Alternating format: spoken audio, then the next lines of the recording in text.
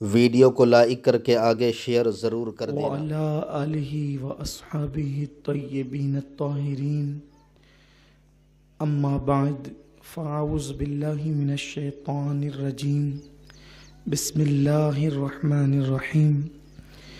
یا ایہا الذین آمنوا ادخلوا فی السلم کافہ ولا تتبعوا خطوات الشیطان انہ لکم عدو مبین، صدق اللہ العظیم۔ غوث اعظم بمنی بے سرو ساما مدد قبلہ دین مدد کعبہ ایمان مدد،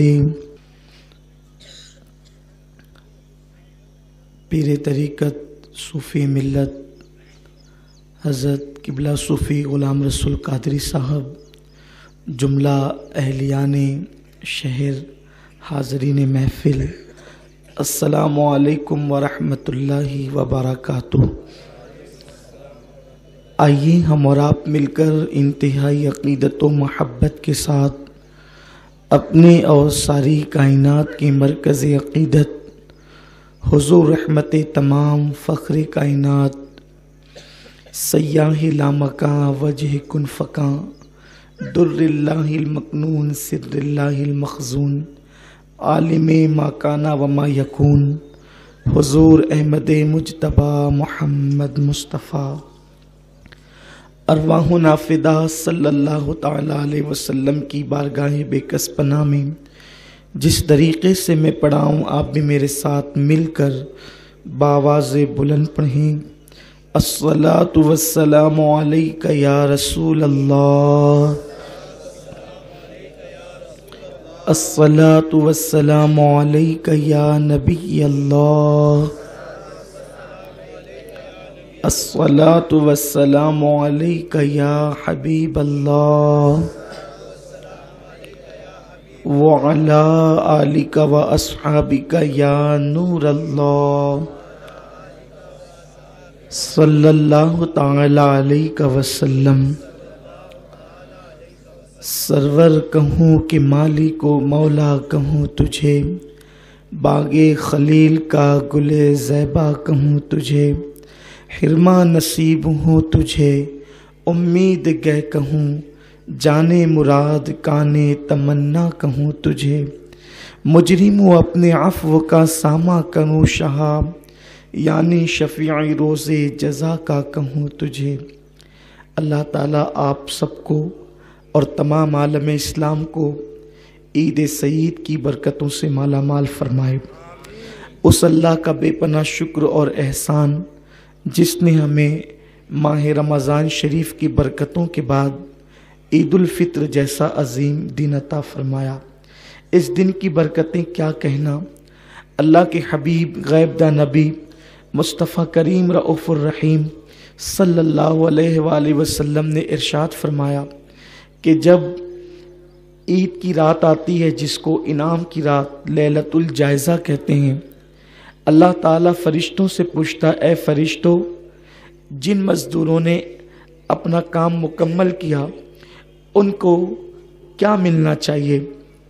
فرشتے عرض کرتے، میرے اللہ، جب مزدور کام مکمل کر لے تو اس کو پوری مزدوری دینی چاہیے۔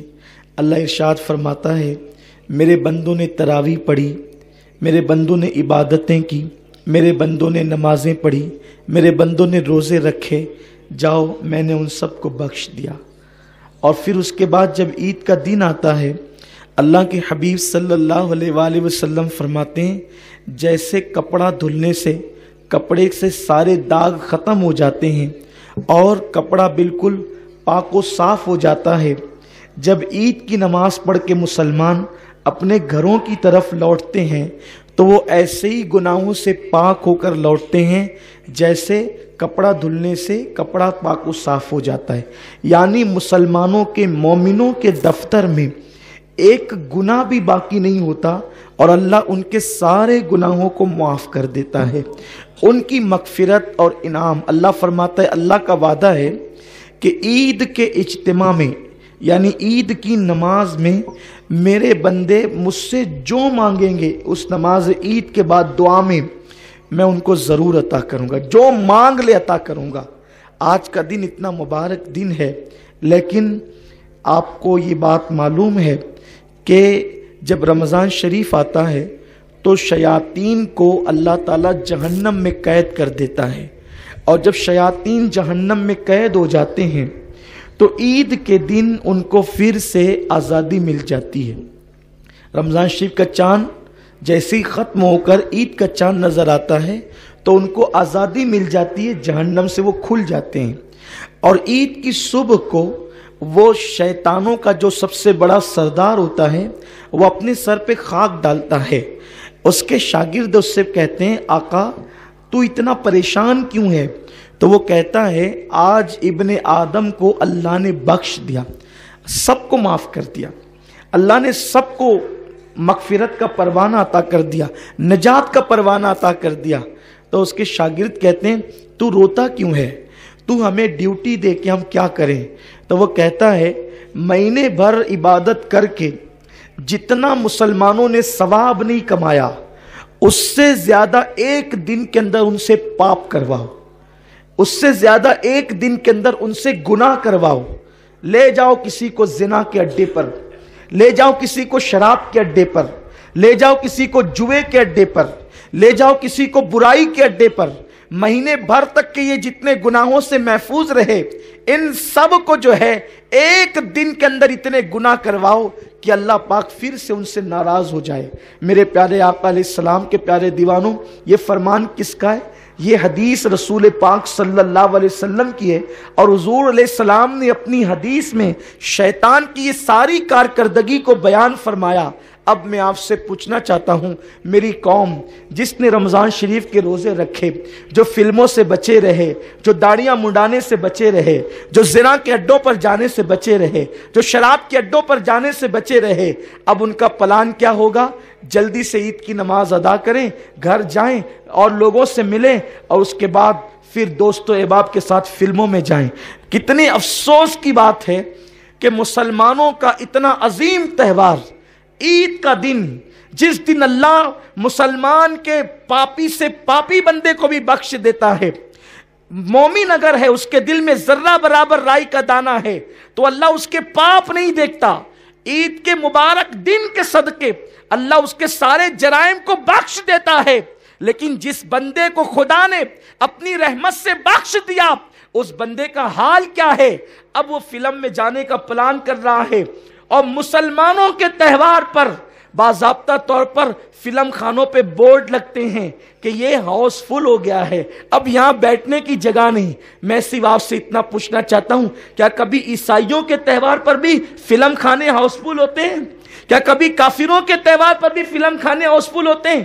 مسلمانوں تمہیں شرم آنی چاہیے کہ جس مذہب کے رسول نے آنکھوں سے بد نظری کرنے پر فرمایا کہ جو لوگ نگاہوں سے بد نظری کریں گے، اللہ نے جن چیزوں کو دیکھنے سے منع کیا ہے ان محرمات کو اگر وہ اپنی آنکھوں سے دیکھیں گے، مرتے وقت پہلے ان کا ایمان چھینا جائے گا، اس کے بعد ان کو موت آئے گی۔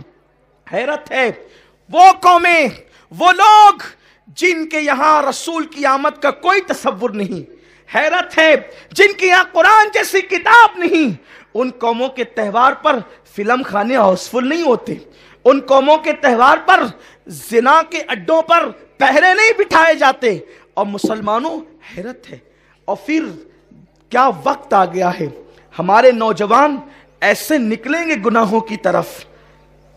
عید کا دن ہے، نہ سیر و تفریح کے لیے کوئی ممانعت ہے، نہ خوشی کے لیے کوئی ممانعت ہے، لیکن مسلمانوں ہم خوشی کریں، ناجائز کام نہ کریں، اس لیے کہ تم پر ایسی آفتیں، ایسی بلائیں ٹوٹ پڑی ہے کہ اگر تم اس سے نپٹنا بھی چاہو تو نہیں نپٹ سکتے۔ میرا اللہ فرماتا ہے وَمَا أَصْحَابَكُم مِّن مُّصِيبَةٍ فَبِمَا كَسَبَتْ أَيْدِيكُم، کہ تم پر جو بھی مشکلیں اور مصیبتیں آتی ہیں وہ تمہارے ہاتھ کی کمائی ہے۔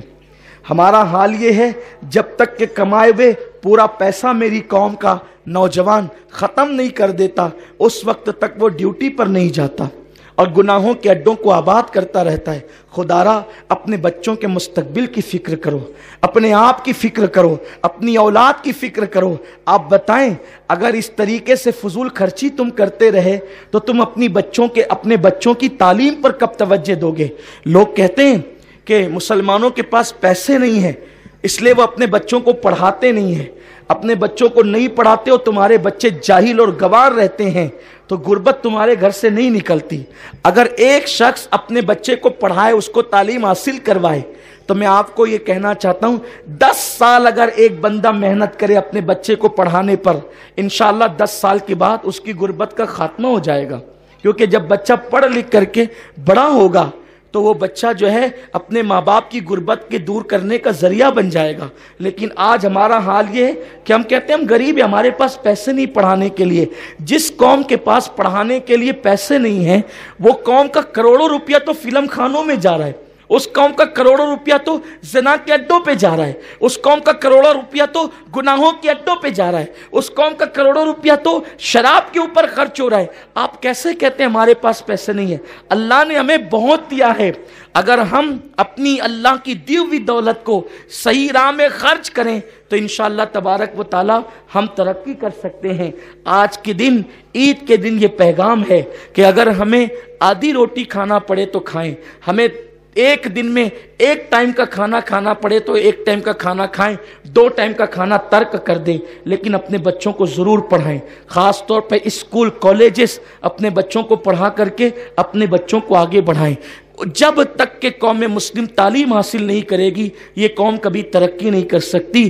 ہندوستان کی سرزمین پر اسلام دشمن عناصر نے یہ منصوبہ بنا لیا ہے، ان کو جاہل رکھو، جاہل رکھیں گے تو یہ غریب رہیں گے، اور جب غریب رہیں گے تو یہی بیت الخلا صاف کریں گے۔ وہ قوم جس نے اس ملک میں 1000 سال تک حکومت کی ہے، اب اس قوم سے بیت الخلا صاف کروانے کا منصوبہ ہے۔ اور کیوں؟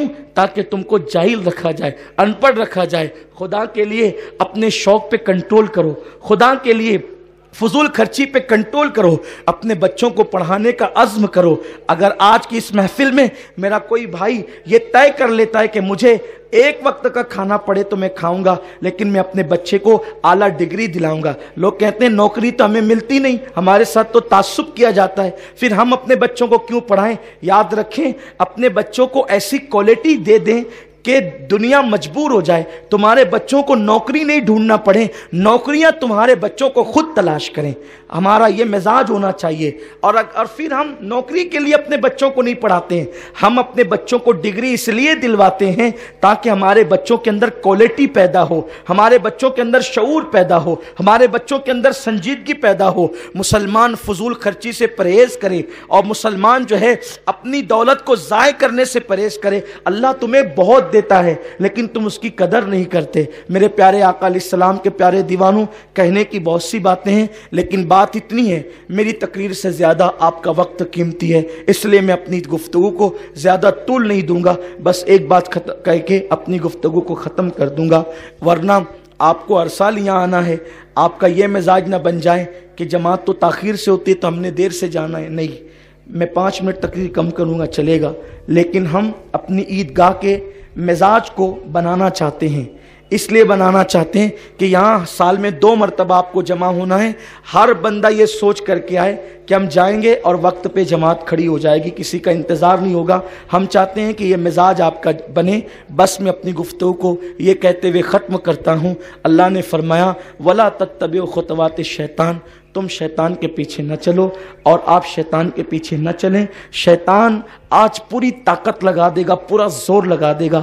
کتنا افسوس ہے نا کہ مسلمان جو سال بھر تک کے گناہوں سے بچا رہا، حجام کی دکان پہ داڑھی منڈانے کے لیے اب بھیڑ ہوگی، ٹکٹ فلموں کے خریدنے کے لیے بھیڑ ہوگی۔